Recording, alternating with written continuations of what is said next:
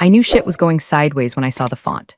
Calibri, size 11, bold red text in an email subject line that screamed urgent, alignment sync. In my world, the world where we build the communication backbones that keep drones from falling out of the sky and special forces teams from talking to static, nothing is urgent unless things are literally exploding. But to Brad, I knew project director who looked like he was assembled in a factory that manufactures disappointment and teeth whitening strips, everything was urgent. I've been in this game for 22 years. I started when cables were thick, servers were loud, and the smell of ozone was the only perfume a woman in engineering needed. I've survived budget cuts that gutted entire departments, commanding officers who thought cloud computing involved actual weather, and 3 separate government shutdowns where I worked for IOUs in spite. I am Sandra. I am the lead systems engineer, and I am tired.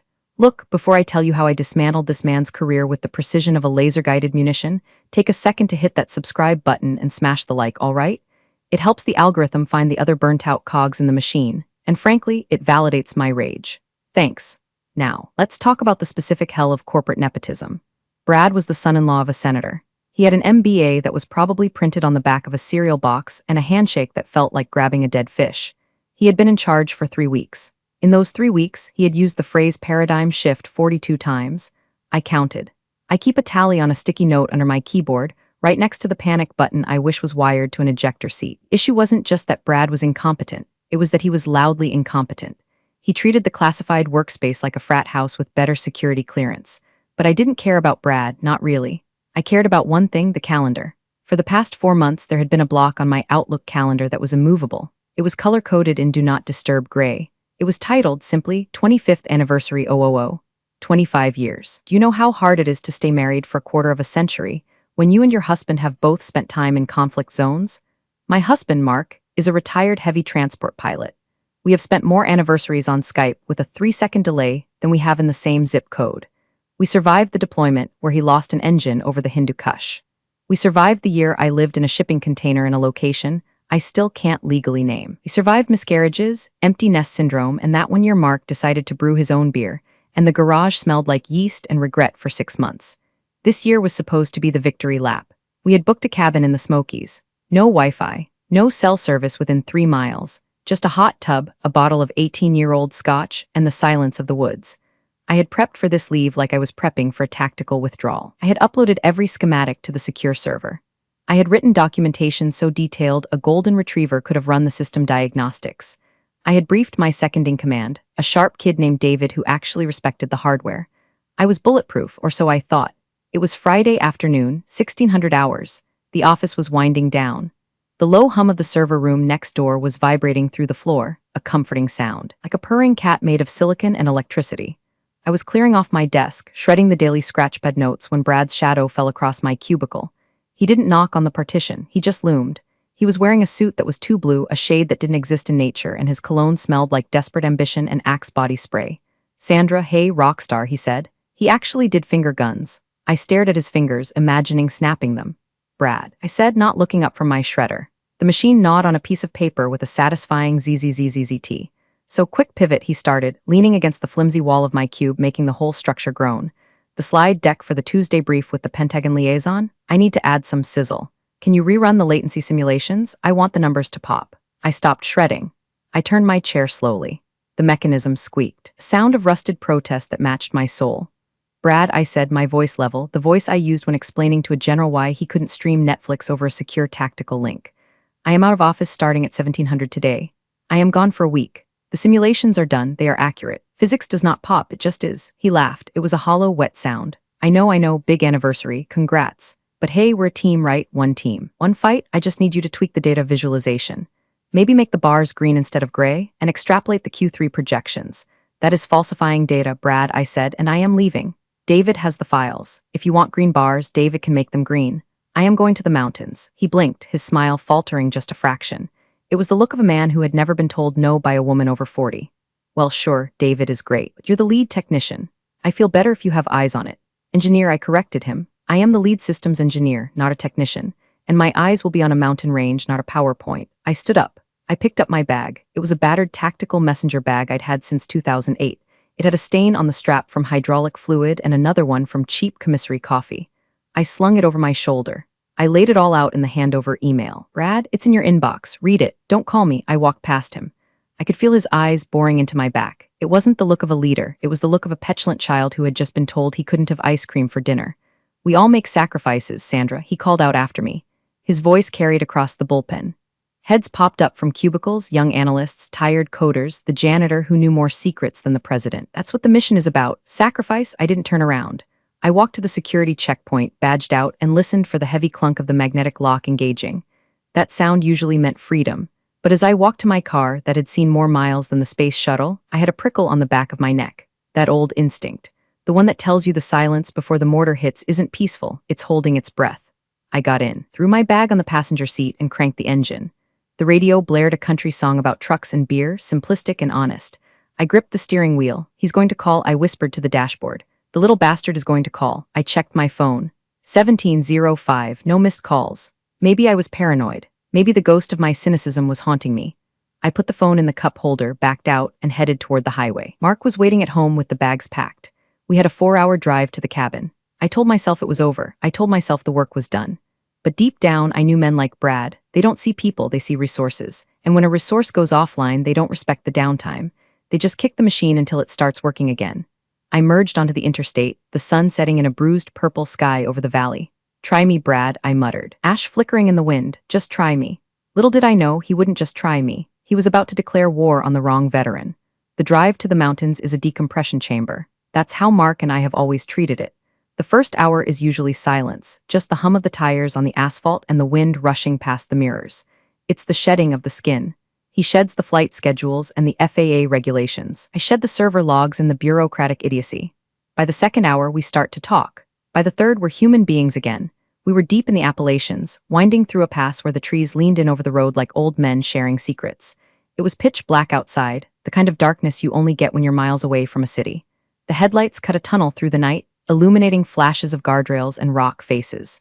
Mark was driving. He had one hand on the wheel, the other resting on the center console, close to mine. He looked good. Older, grayer, with those deep lines around his eyes that came from squinting into the sun at 30,000 feet, but good. He seemed lighter. So, he said, his voice low over the soft classic rock playing on the radio. Did you bring the good stuff, or are we drinking the swill you got in the Christmas raffle? I chuckled, a genuine sound that felt rusty coming out of my throat. I brought the Macallan, Mark. I'm not a savage, and I packed those cigars you like. The ones that smell like burning leather and victory. That's my girl, he smiled. He squeezed my hand.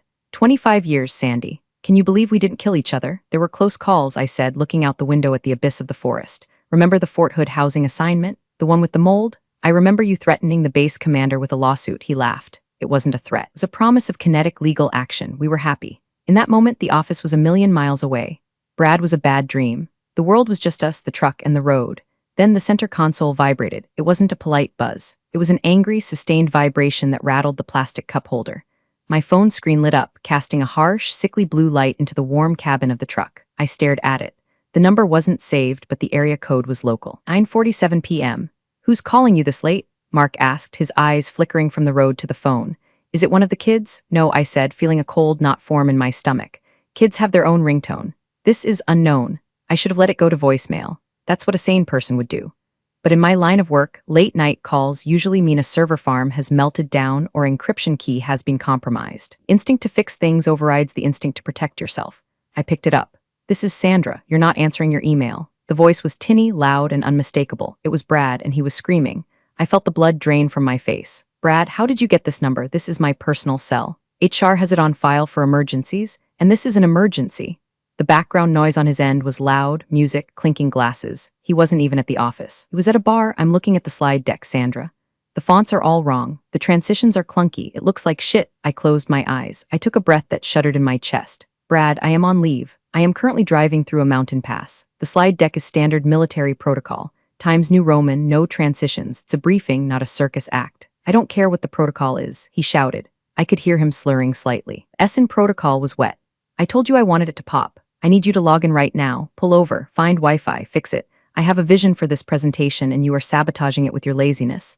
Mark's hand tightened on the steering wheel. He could hear the shouting through the phone. His jaw set hard. Laziness? I repeated, my voice dropping to a whisper that was far more dangerous than his shouting.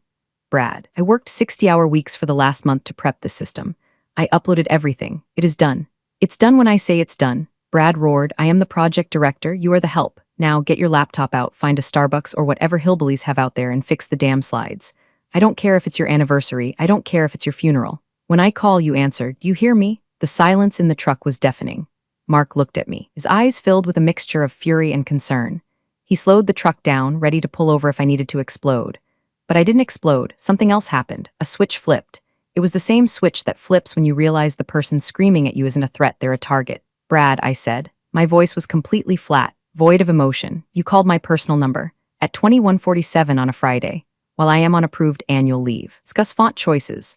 I'm discussing your future employment, he yelled. Do it now or don't bother coming back on Monday. I looked at Mark. I looked at the dark road ahead. I thought about the general I used to report to, the one who taught me that loyalty goes both ways. Okay, I said. Okay, so you're doing it? Brad sounded triumphant, smug. No, I said. I mean okay as in, I understand exactly where we stand. What the hell does that mean? Sandra. I pressed the red button. The call ended. The blue light faded. The cabin returned to darkness. I stared at the phone for a second, then tossed it into the back seat. It landed on a pile of coats. Sandy? Mark asked quietly. I stared straight ahead. My heart wasn't racing.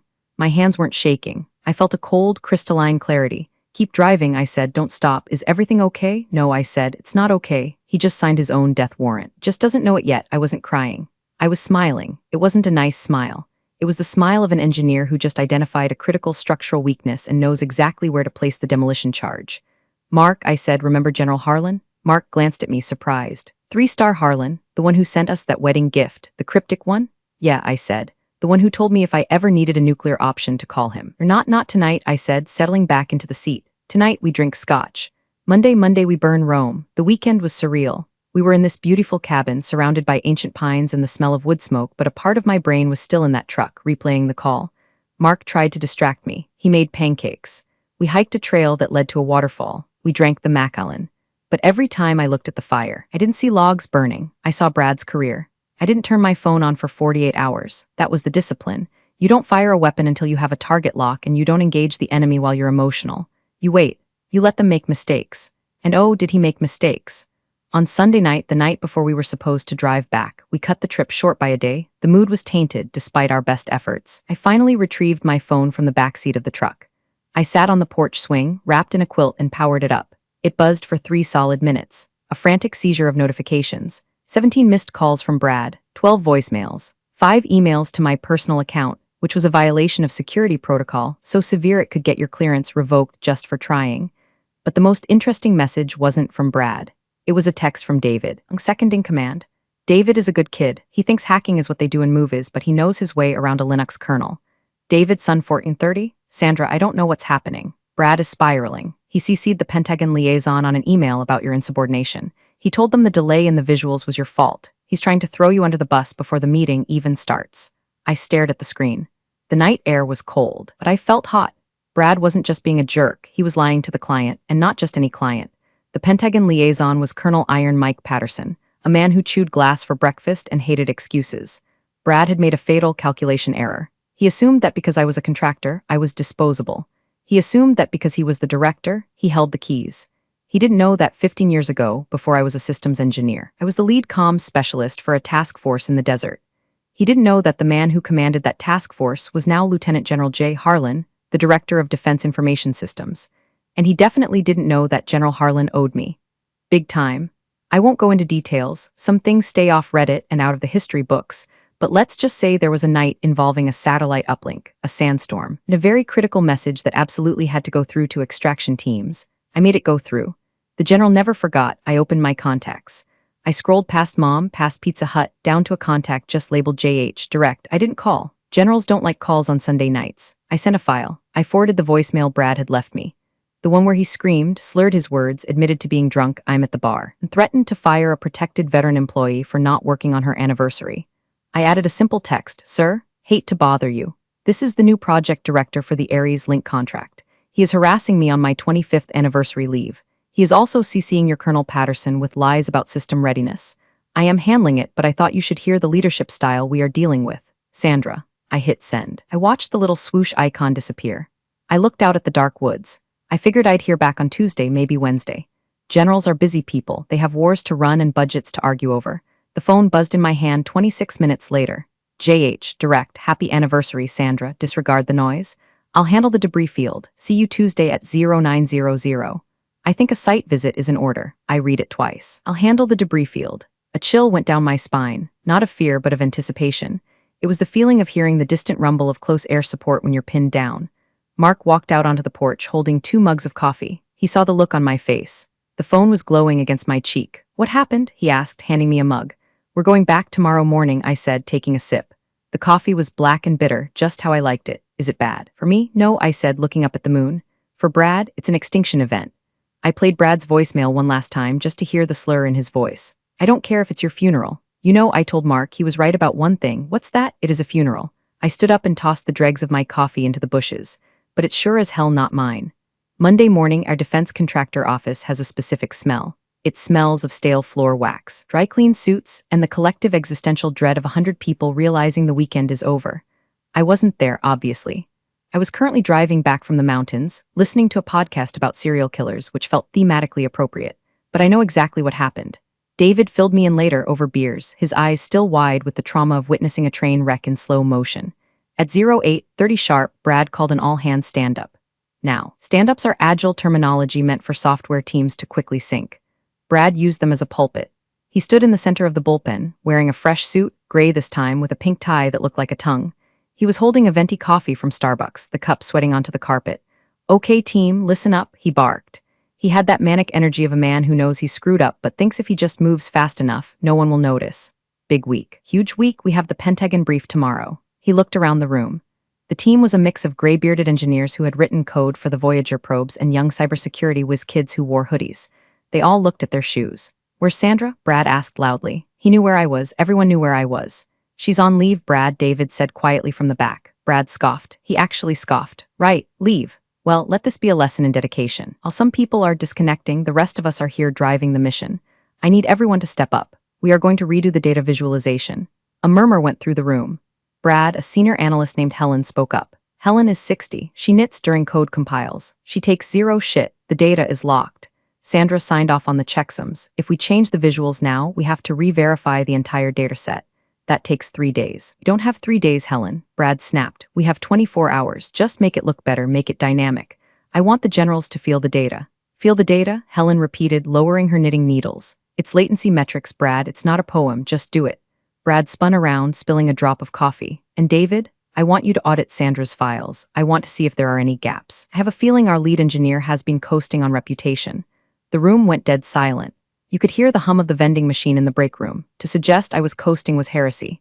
To suggest it to the people I had trained was suicide. David stiffened. Sandra is the best engineer in this state, Brad. Her files are impeccable. We'll see, Brad sneered. Access her drive. I want a report by noon. He walked back to his office, slamming the door. Blinds on his window were crooked. According to David, the rest of the day was a study in psychological warfare. Brad paced his office, making loud phone calls. He kept coming out to ask if the green bars were ready. He sent an email to the entire department, subject, accountability, which was just a paragraph of buzzwords about trimming the fat. He was panicked. He knew he had CC'd the colonel on a lie. He knew he hadn't heard back from me. He was trying to build a paper trail to justify firing me before I could return. He was trying to frame me for delay he was causing. At 14:00, he made his biggest mistake. He called IT security. I want Sandra's badge deactivated, he told the security chief, a massive guy named Tony who was an ex-Marine. Tony looked at him. On whose authority? She's a Tier 1 asset. I need a sign-off from the site lead or higher. I am the site lead, Brad shouted. Technically, you're the project director, Tony said slowly. The site lead is currently in DC, and higher means the client. Just do it. Brad slammed his hand on the desk. She is a security risk. She refused a direct order during a crisis. Tony didn't blink. I'll look into it. Tony did not look into it. Tony texted me. Tony, security. Your boy is trying to kill your badge. I told him the system is lagging. You good? I was at a rest stop in West Virginia when I got the text. I replied, me, hold the line, Tony. Cavalry arrives tomorrow at 0900. Tony, roger that. Popcorn is in the microwave. Monday ended with Brad sending a finalized deck to the Pentagon. He had forced David to change the graphs. They were now bright neon green. The axes were mislabeled because in his rush, Brad had deleted a column of reference data. He sent it with a note, here is the updated presentation. Please disregard previous versions sent by unauthorized staff. We have corrected the errors found in Miss Mitchell's work. He hit send. He packed up his bag. He probably thought he had won. He thought he had controlled the narrative. He went home to his wife, the senator's daughter, and probably bragged about how he was cleaning house. He didn't know that at that exact moment, in a secure facility in Maryland, General Harlan was reading that email, and he wasn't looking at the neon green bars. He was looking at the timestamp, and he was picking up a phone. Tuesday morning dawned clear and cold, a perfect day for an execution. I pulled into the parking lot at 0845. I didn't park in my usual spot. I parked in the back near the loading dock. I wasn't going inside yet. My instructions from the general were clear: wait for the signal. I sat in my truck, sipping a coffee that actually tasted like coffee and not rest stop sludge. I watched the front entrance through my windshield. Staff were trickling in, heads down, shoulders hunched. The morale in the building was so low it was practically subterranean. David walked in, looking like he hadn't slept. Helen walked in, carrying her knitting bag like a weapon. Then Brad arrived. He drove a leased BMW. He parked in the spot marked reserved for director. He got out, adjusted his suit jacket, and strode toward the door. He looked confident. He probably thought today was his big moment, the day he dazzled the Pentagon with his neon green charts.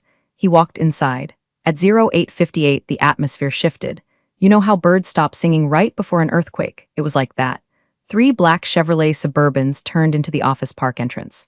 They weren't moving fast. Were moving with the predatory grace of sharks entering a swimming pool. They had government plates, tinted windows, extra antennas bristling from the roofs. They didn't park in the visitor spots. They pulled right up to the curb directly in front of the glass double doors, blocking the fire lane.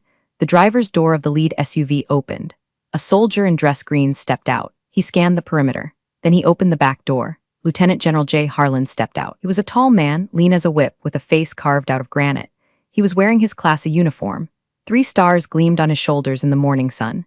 A rack of ribbons on his chest told a story of 30 years of conflict. He was flanked by 2 other men in suits, military legal counsel. JAG officers, sharks in pinstripes. I rolled down my window just to hear the silence. There was no sound in the parking lot. Guy walking his dog on the sidewalk stopped and stared. The general didn't look left or right. He walked straight toward the doors. Inside the lobby, as Tony later recounted, the receptionist, a sweet girl named Sarah, nearly swallowed her gum. She reached for the phone to call Brad, but the general was already at the desk. "Good morning," the general said. His voice wasn't loud, but it carried. "I believe you have a Mr. Bradley Stevens in charge?" "Why, yes, sir," Sarah stammered. Do you have an appointment?" The general smiled. It wasn't a warm smile. "I am the client, ma'am. The client always has an appointment." He didn't wait for a badge. He walked past the turnstiles. Tony, who was manning the security station, stood up and snapped a salute so sharp it could have cut glass. Sir Tony barked. "At ease, Marine," Harlan said, nodding at him. "Show me to the director's office." Tony stepped out from behind the desk. "With pleasure, sir." "Follow me." I watched them disappear into the building. I checked my watch. 0902. Inside, Brad was likely reviewing his slides, practicing his synergy speech in the mirror. He had no idea that the roof was about to cave in. My phone buzzed. It was a text from the general. "JH. Direct, come in, Sandra. Use the front door, head held high." I put the truck in park. I grabbed my bag. I checked my reflection in the rearview mirror. No makeup. Hair in a messy bun, eyes tired but sharp. I looked like me. I walked across the parking lot.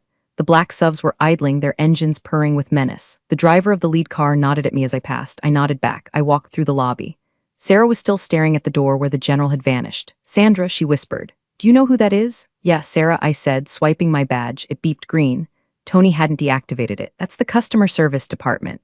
I walked down the hallway toward the executive suite. The office was dead silent. Every head was popped up over the cubicle walls, looking toward the glass-walled office at the end of the hall. Brad's office. The blinds were open. I could see Brad behind his desk. He was standing up. He looked small. Standing in front of his desk was the general. The 2 JAG lawyers were flanking him, opening briefcases. Brad caught sight of me walking down the hall. His eyes went wide. He pointed a shaking finger at me, mouthing something to the general. The general didn't turn around. He just placed a small silver device on Brad's desk. It looked like a voice recorder. I reached the door. I didn't knock. I pushed it open and stepped inside. "Ah, Sandra," General Harlan said, turning to me. His face softened just a fraction. "Right on time, General," I said, standing at attention out of habit.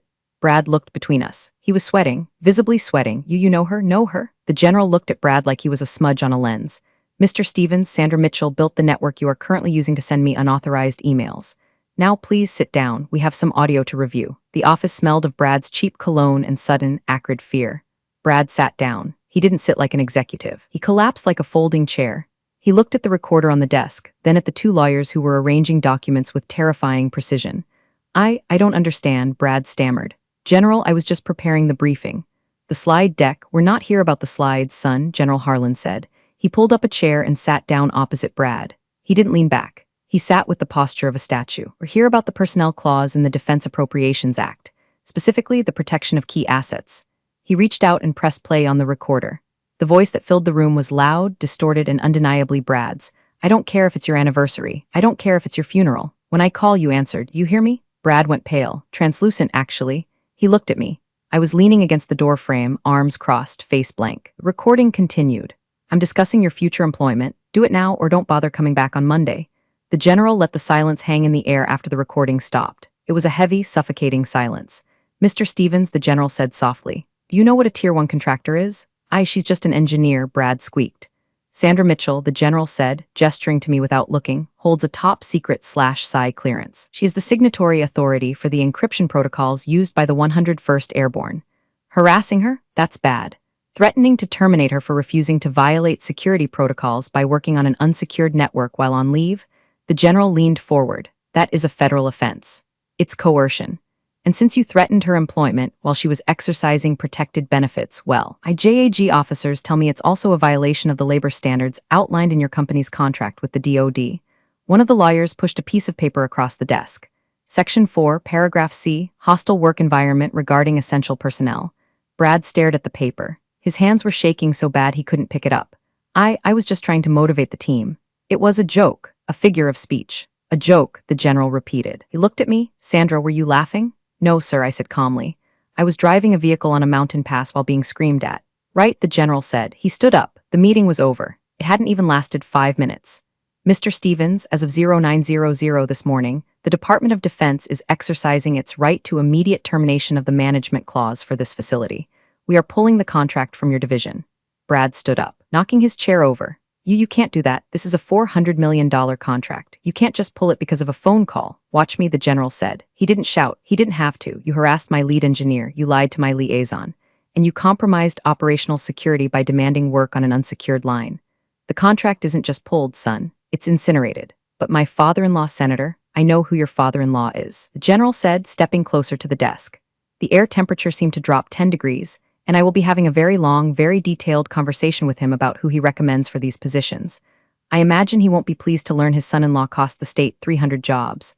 Brad looked like he was going to vomit. 300? He whispered. Shut it all down, the general said to the lawyers. Freeze the servers. Revoke all badges. Move the project to the backup facility in Virginia until this company can prove it has competent leadership. He turned to me. Sandra, you're still on leave. Go back to your cabin. We'll reactivate your clearance when we've scrubbed the toxicity out of this building. Thank you, sir, I said. The general looked at Brad one last time. Brad was staring at the wall, eyes glazed. You screamed at a ghost, Mr. Stevens, the general said. You thought she was just a woman in a cubicle. You didn't realize she was the structural integrity of this entire operation. You broke the load-bearing wall. Now the roof falls on you. The general walked out. The lawyers started packing up Brad's laptop evidence now. I looked at Brad. I wanted to say something witty. I wanted to give him a savage one-liner, but honestly, he looked so pathetic, so small in his tailored suit that I just felt tired. The font was fine, Brad, I said quietly. I turned and walked out. As I walked down the hallway, the murmur of the office had turned into a roar. Phones were ringing. People were standing up. The JAG officers were already moving toward the server room. I walked past David's cubicle. He looked at me with wide eyes. Did he just? David pointed at the generals retreating back. Yeah, I said. Pack your stuff, Dave. Paid vacation for a week while they sort this out. What about Brad? Brad is going to need a new job, I said, and probably a good lawyer. I walked out into the sunshine. The general was waiting by his SUV. He didn't wave, he just tapped the brim of his cover. I nodded. I got in my truck. My hands were finally shaking. Adrenaline, the crash after the high. I called Mark. It's done, I said. Is he dead? Mark asked. Professionally, vaporized. Good, Mark said. Come home, I'll pour the scotch. We spent 3 more days at the cabin. The company was in freefall, the contract was frozen, and the senator's office was apparently in crisis mode, but I was sitting in a hot tub watching a hawk circle a thermal. It was the best vacation of my life. When I finally turned my work phone back on, it nearly exploded. 93 emails, 47 voicemails. The tone shift was incredible. It was a masterclass in corporate backpedaling. The first dozen emails were from Brad, sent in the hours after the general left. They ranged from pleading, Sandra, please, we can fix this, to bargaining, I can get you a raise, just call the general, to pathetic, my wife is going to kill me. I deleted them without opening. Then came the emails from HR. The director of human resources, a woman named Linda, who had previously ignored my complaints about the AC being broken for 2 years, was suddenly my best friend. Dear Sandra, we are conducting an internal review regarding the recent management conflict. We would value your input. Please know that the company values your tenure and expertise above all else. Values my tenure. Right, they valued the fact that I was the only person who could turn the lights back on. Then there were the messages from the team. David, Helen, Tony. David, holy shit. The senator issued a statement distancing himself from the company. Brad is gone, scrubbed from the website. They're saying he resigned for personal reasons. Helen, I'm knitting a scarf for the general. What are his colors? Tony, Brad tried to get back in the building to get his personal effects. I told him he wasn't on the list, best moment of my career. I scrolled through the wreckage. It was satisfying, yes, but it was also exhausting. I had built this department. I had hired these people. Watching it paralyzed because one man had an ego problem wasn't a victory, it was a waste. I sat at my kitchen table, drinking tea. Mark was unpacking the bags. You going back? He asked. I have to, I said. Someone has to clean up the mess. The general won't keep the contract pulled forever. He just wanted to make a point. The soldiers still need the comms link. You could retire, Mark said. We have the savings. I know, I said, but not like this. I don't leave on a loss, and I don't leave because of a Brad. I opened a new email draft. Recipient, JH, Direct, General. Thank you for the intervention. The point has been made. My team is innocent in this, they just want to work. If you reactivate the contract, I will personally ensure the deliverables are met by Friday. No green bars, just data. Sandra, I hit send. 10 minutes later, a reply. Contract reactivation authorized pending leadership change.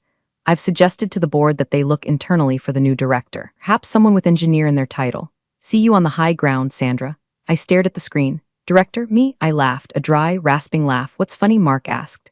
The general wants me to run the place, I said, and I'd rather eat broken glass than deal with the budget meetings, I said. But at least I wouldn't call people on their anniversaries. I looked at the sent folder.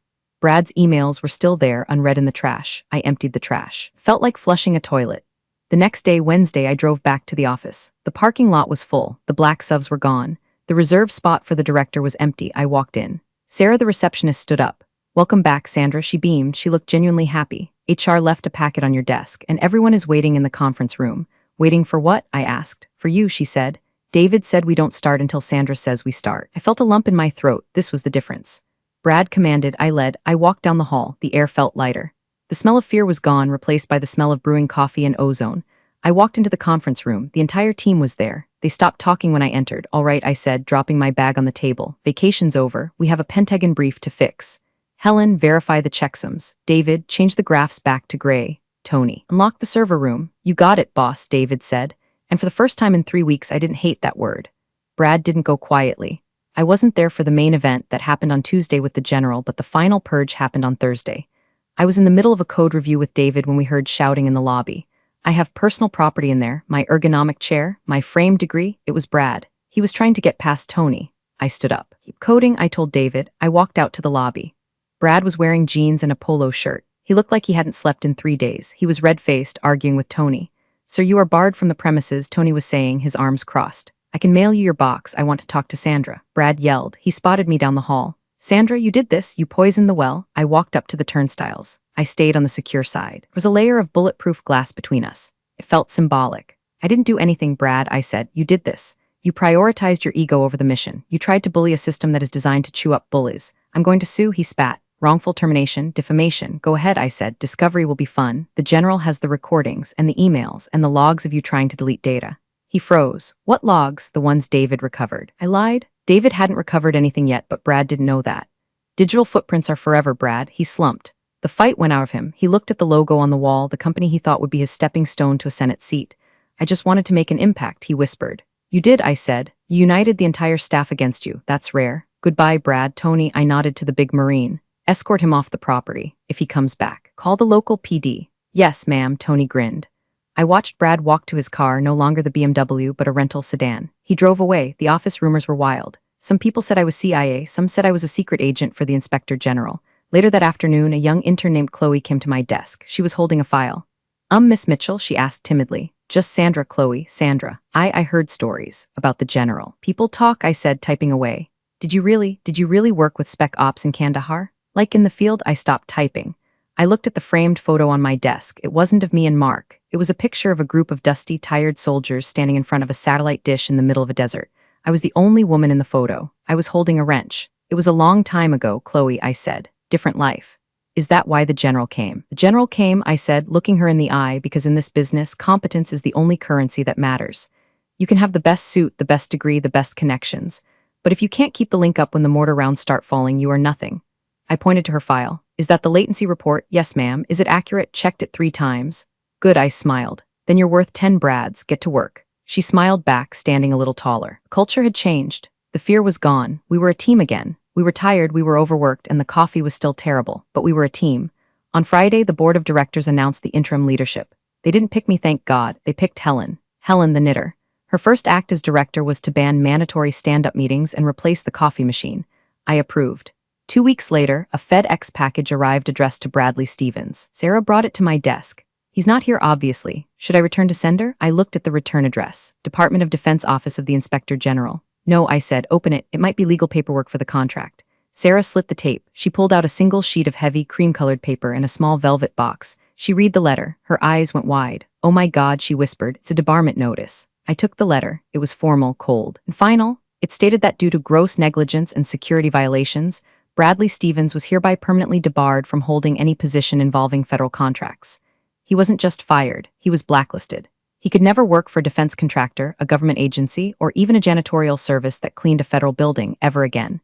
His career in this sector was dead, buried, concrete poured over the grave. What's in the box? I asked. Sarah opened the velvet box. Inside was a coin, a heavy brass challenge coin, but it wasn't a commemorative coin. On one side, it had the DoD seal. On the other side, it had a picture of a donkey, a jackass, and a sticky note attached to it for your collection. Jen, I laughed until my sides hurt. It was petty, it was childish, it was perfect. What do I do with it? Sarah asked, trying not to giggle. Put the letter in the file, I said. Send the coin to Brad's house. He earned it. I went back to my desk. I sat down. The office was humming. The servers were green.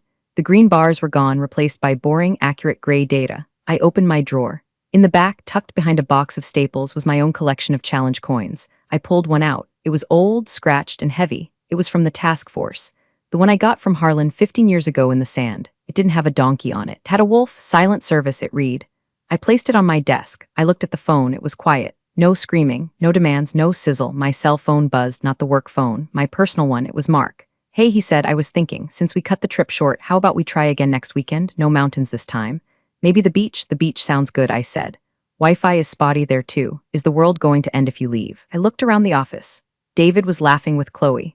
Helen was knitting during a conference call. Tony was eating a donut. No, I said, the world is fine, the system is stable. Good, love you, Sandy, love you too. I hung up. I looked at the screen. A new email popped up. From Jen J. Harlan, subject, new project, eyes only Sandra. We have a situation in the Pacific.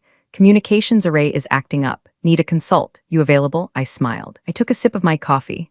I picked up the wolf coin and flipped it in the air. It caught the light, spinning, a flash of gold in the fluorescent hum of the office. I caught it. I typed my reply, I'm available, sir. Sending diagnostics now. I never raised my voice. I never made a scene. I just did my job. Brad was a ghost. I was the machine. And the machine always wins. Thanks for watching, you cubicle warriors. Hit that subscribe button. Unless you're my old boss, then you're on your own. Revenge of the coffee pot strikes again.